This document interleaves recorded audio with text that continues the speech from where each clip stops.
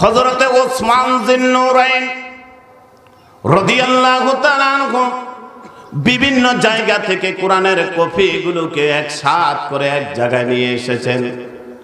একটা পান্ডুলিপি তৈরি করেছেন মাসহাফে উসমানী। এক জায়গায় করে একটা লিপি, একটা খণ্ড করেছেন। গোটা পৃথিবীতে এই কোরআন মাজিদ প্রতিটা মানুষের কাছে আছে না নাই? কিন্তু আমরা কিছু হুজুর এত চালাকি করছি, আমরা আবার এটাকে ভাঙ্গি 30 পারা 30 খণ্ড বানাইছি।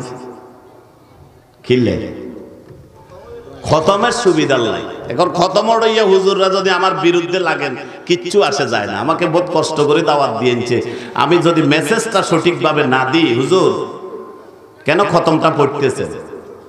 হুজুর আপনি কি জানেন, আপনি তো নিজেই ওয়াজ করেন, কোরআন তেলাওয়াতে প্রতি হরফে 10 নেকি, শুনলেও 10 নেকি।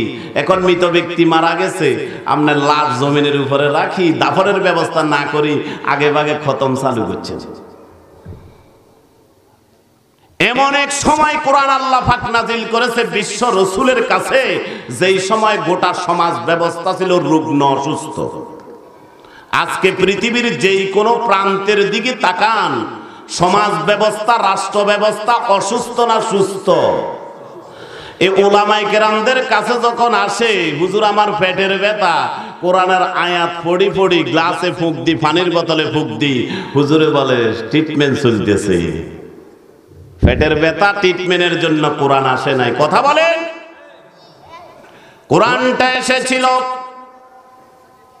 জেনা, ব্যভিচার, মদ, জুয়া, খাউজি, সুদ, ঘুষ, বেহায়াপনা, নির্লজ্জতা, অন্যায়, অনাচার, মানুষের অধিকার লঙ্ঘন, মানবতার অধিকার লঙ্ঘন, জুলুম, নির্যাতন, নারীদেরকে জীবন্ত দাফন থেকে মুক্তি দান করার জন্য এই কোরআন মাজিদ বিশ্ব রাসূলের মাধ্যমে আল্লাহ পাক গোটা পৃথিবীর মানবতার মুক্তির সনদ হিসেবে নাজিল করেছিলেন। কিন্তু দুর্ভাগ্য হলেও সত্য, আজ সেই কোরআনকে আমরা জাড়ফুঁকের জন্য, খতমের জন্য, তাবিজ লেখার জন্য এই কোরআনকে আমরা সীমাবদ্ধ করে দিয়েছি। বিশ্ব নবী ঘোষণা করলেন, তারাকতু ফীকুম আমরাইন লান তাদিল্লু মা তামাসসাকতুম বিহিমা কিতাবাল্লাহি ওয়া সুন্নাতি রাসূলি। আমি তোমাদের কাছে দুটো জিনিস রেখে যাচ্ছি। বিদায় ঘর সর্বশেষ ভাষণ বিশ্ব নবী বললেন, আমি তোমাদের কাছে দুটো জিনিস রেখে যাচ্ছি।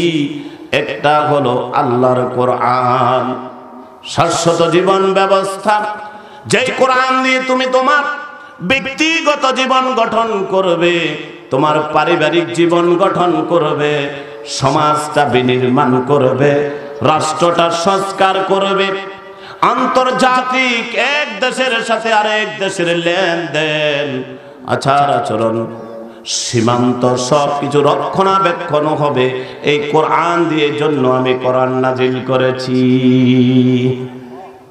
যারা এবারে কোরআনকে ভিন্ন পথে নিয়ে যান, যারা কোরআনকে শুধু রমজান মাসে তেলাওয়াতের জন্য সীমাবদ্ধ করে তেলাওয়াত করে, চুমু খায়, বুকে লাগায়, শোকেজের উপর রেখে দেয়, কোরআন বলে আমাকে পরিত্যক্ত করার কারণে আমি যে জন্য এসেছি ওই কাজটা জমিনে বাস্তবায়ন না করার কারণে আমি কোরআন বিশ্ব নবীর মাধ্যমে আল্লাহর আদালতে মামলা দায়ের করব।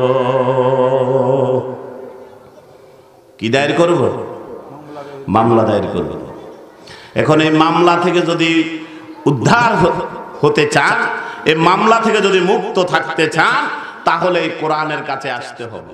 কার কাছে আসতে হবে?